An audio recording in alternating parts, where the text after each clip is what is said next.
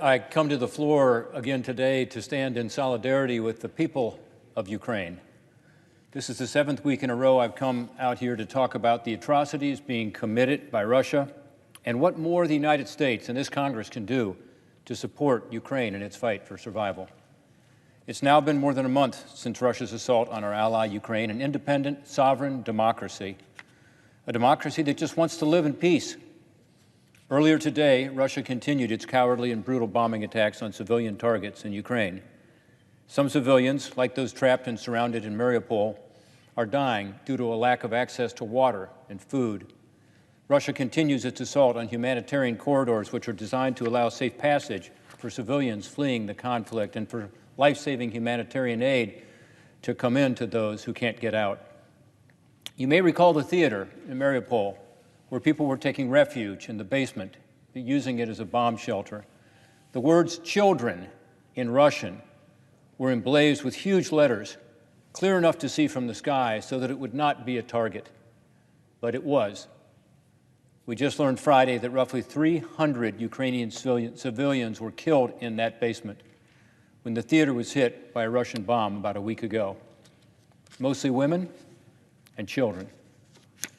Vladimir Putin's war has resulted in death and destruction not seen in Europe since World War II. Thousands of civilians have been killed. Roughly 10 million people have been displaced from their homes. 3.6 million refugees, almost all women and children and the elderly, have fled the country they love, while men have stayed behind to fight the invaders. In my recent visit to the Polish-Ukrainian border with 3 colleagues, I talked to dozens of refugees. Through their tears, they spoke of their apartments or houses that were destroyed. They spoke about their friends or family members who were injured or even killed. They talked about the pain of being separated from their husbands or fathers or brothers who had stayed behind to fight, not knowing their fate. They pleaded for us to do more, to stop the missiles, stop the bombs. And they all said they wanted to return to their homeland as soon as they possibly could. President Biden is just back from the region, where he too met with refugees, and I'm glad he went. He was clearly moved by what he saw and heard. I thought his speech in Poland Saturday was a powerful indictment of Russia's invasion and a strong statement of support for Ukraine, as well as a reminder that this battle in Ukraine is about the larger issue of freedom and democracy versus tyranny and authoritarianism. Unfortunately, a compelling speech was overshadowed by an off-the-cuff remark at the end, saying of Putin, this man cannot stay in power. This was read as supporting regime change in Russia. There's no question in my mind that the world would be a better place and a safer place without Vladimir Putin as president of Russia. But this remark unfortunately played into Russia's propaganda efforts from the start, that NATO, Ukraine, and NATO's support of Ukraine are all threats to Russia and attempts to overthrow the Russian government. None of that is true, of course. All Ukraine wants to do is live in peace with its neighbor. NATO is a purely defensive pact, not offensive in any respect. Simply countries pledging to defend one another from attacks. Regime change is neither our policy in this instance or our broader strategic objective. I can imagine that having met with the refugees and having heard their heartbreaking stories, that the President was expressing his frustration. I get it.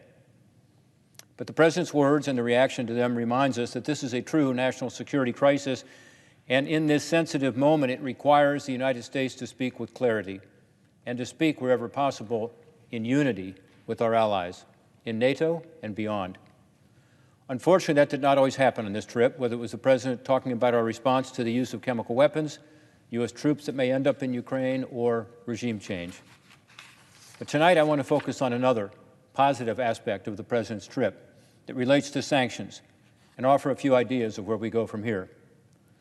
With regard to our sanctions on Russia, I believe there are a number of additional steps we can and should take. I was glad to hear on March 24th that the Treasury Department issued sanctions against dozens of defense companies, 328 members of the Duma legislative body, and the chief executive of Sberbank. Gold-related transactions involving Russia may be sanctionable by U.S. authorities, the Treasury Department has also said in a statement. We should do that. But we should also expand full blocking sanctions to all Russian banks, revoking international tax and trade agreements that give Russia privileges not appropriate for a pariah country, seizing, not just freezing, assets from Kremlin supporters, keeping oligarchs from laundering money through expensive art, and more. I have introduced legislation on some of these ideas, and I've advocated for all of them here on the floor of the Senate and elsewhere, and I will continue to do so. But tonight, I want to focus on what I think is the single most important sanction, the one that could make the biggest difference. Our top priority should be cutting off Russia's #1 source of income that fuels the war machine, and that is receipts from energy. Energy is by far Russia's biggest export and accounts for roughly half of Russia's entire federal budget. Over the past year, the average oil revenues going back to Russia from their exports to the United States alone was about $50 million a day. Under pressure from Congress, the administration changed its view and chose to block that Russian oil, natural gas, and coal imports. And that's good. It made no sense for us to help fund the Russian war effort, especially when we have our own natural resources here in North America that we can gain access to and actually do so in a way that's better for the environment than Russian oil that is produced in a way that emits more methane and CO2 and, of course, has to be shipped by sea to our shores, causing more emissions. I recognize that sanctioning Russian energy is far more difficult for some of our allies in Europe who are far more dependent on Russian energy than we were. But the same argument applies. We can't be funding this brutal war. I welcome the announcement during the President's trip on the creation of a joint U.S.-EU task force to help reduce Europe's dependence on Russian energy and strengthen Europe's energy security. Specifically, this initiative will help provide at least 50 billion cubic meters, BCMs, of LNG exports from the United States, liquefied natural gas, this year, with the goal of shipping 50 BCMs of U.S. LNG to Europe annually through at least 2030. This is a very positive step forward because it's telling the Europeans you can cut your dependency on Russia and stop spending money that goes into the war machine, and we'll back you up. The United States has plenty of natural gas. It's produced in a cleaner way, by the way, and we're happy to back you up. This agreement's not a silver bullet, but it is a step in the right direction. It is smart to support our domestic energy producers as a means of supporting our national and our economic security, but also as a way to support our allies in Europe. And in light of this Russian invasion, the importance of the United States having a robust, all-of-the-above approach to power our nation, which includes fossil fuels, renewable energies, carbon capture technologies, nuclear power, hydrogen, that cannot be overstated. For context, Europe imported approximately 155 BCMs of gas from Russia in 2021, and approximately 22 BCMs from the United States through LNG. So 50 BCMs from the United States on top of that will lead to a significant increase in U.S. LNG exports and really help Europe. But if this is to work, the administration is going to have to follow through on these commitments to help get more hydrocarbons on the global market to consumers in Europe. If the price is higher in Europe, as predicted, some of the LNG supply will go to Europe instead of Asia, and that will help. That'll be based on market forces. But in order to ensure that we meet this increased supply to Europe, we have to increase our production here at home and develop the associated infrastructure, such as pipelines and terminals, to get that natural gas to market. Unfortunately, we aren't off to a great start.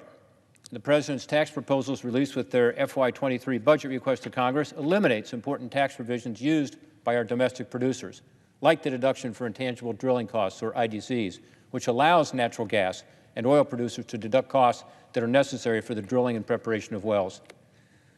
This includes things like wages, fuel, and survey work. Taxpayers get to deduct their costs of doing business. IDCs are one such cost for energy companies, and short-sighted proposals like those in the budget would only serve to discourage domestic energy production at a time when we need it. On Friday, I spoke at a natural gas seminar in Ohio and met with energy producers who are working in the Marcellus and the Utica shale in Ohio. We're now a major gas-producing state, thanks to those Utica and Marcellus shale finds. And the producers in Ohio had a lot of thoughts about what was going on that day in Europe. They were glad about the agreement between the EU and the United States, but they drove home to me the key point that we have energy here in the ground, but the current administration's policies have made it very difficult to get that product to market, both domestically and internationally. Unfortunately, the Biden administration has consistently sent a message to these producers and others that one of their goals is to phase out the use of fossil fuels altogether.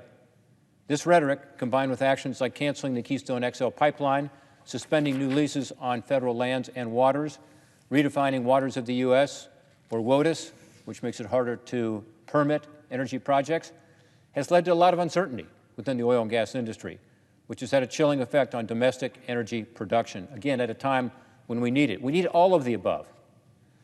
In light of this new LNG initiative with the European Union, the Biden administration's actions must now meet its commitments.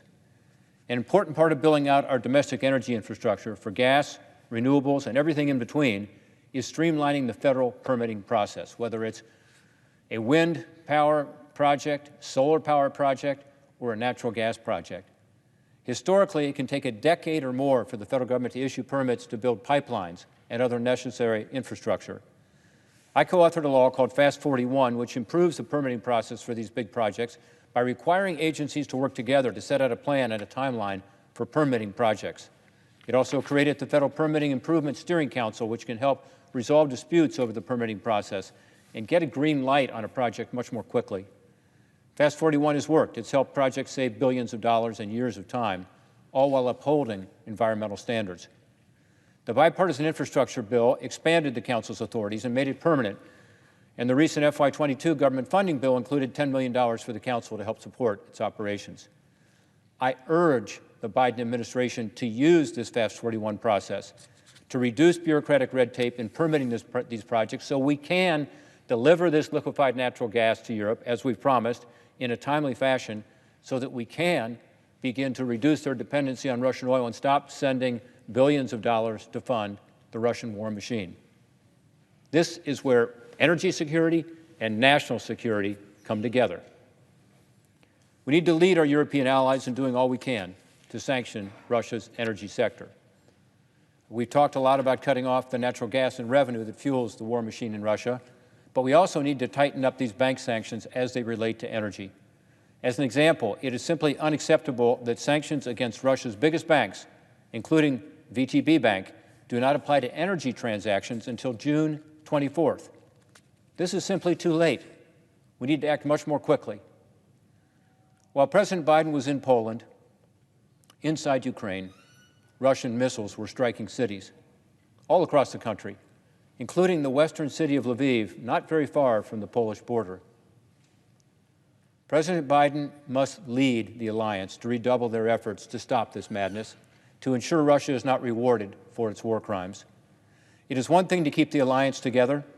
It is another to lead the alliance out of its comfort zone to a more aggressive stance to actually win this war. So in addition to the energy and other sanctions we've discussed tonight, what more can we and our allies do to help Ukraine win this war? And note I say win this war, because if we act swiftly, I think we can help Ukraine actually win and keep Ukraine as a viable democracy and save thousands of lives. But they need our help, especially to stop the missiles and artillery that is raining down on civilians every day and every night. As we talk here tonight, this is happening in Ukraine. The Ukrainians have made it very clear they desperately need more air defense. President Zelensky talked about it again in the last 24 hours. Based on the news media reports, the United States is providing some SA-8s, an older Soviet-era defense system, to Ukraine. I was glad to hear that. However, the media reports also say that the more capable S-300 Soviet-era systems we have in our inventory are not being sent. If this is true, this is a big disappointment and shows a lack of urgency.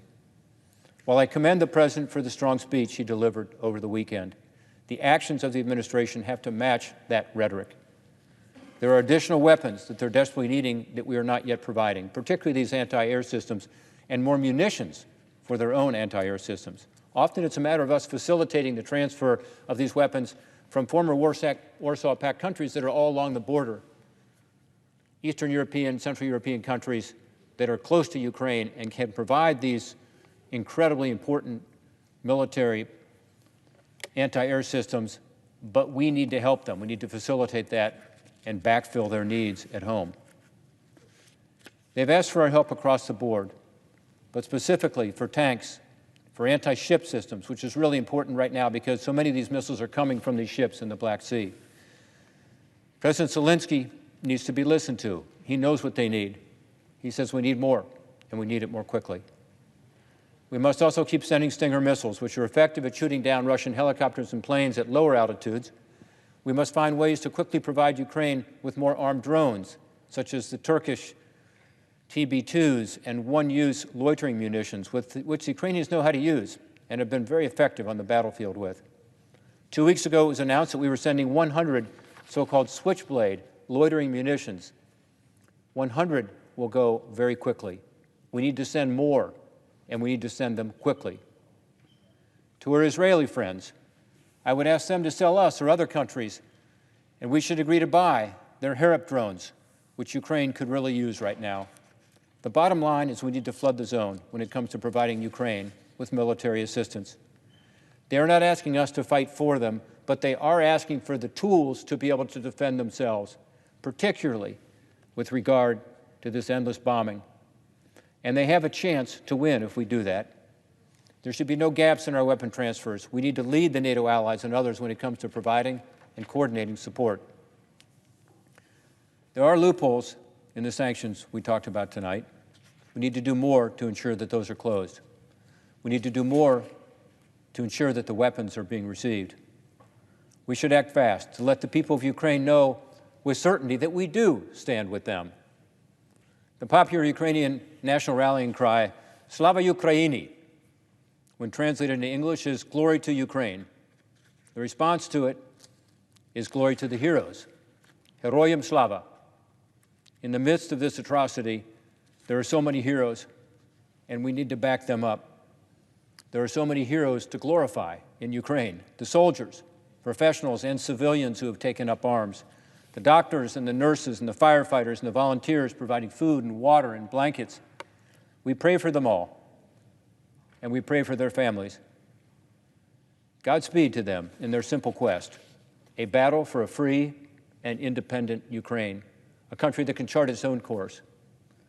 America needs to stand with the people of Ukraine. We must show the world, both our adversaries and our allies, that we stand with Ukraine. Thank you. I yield my time.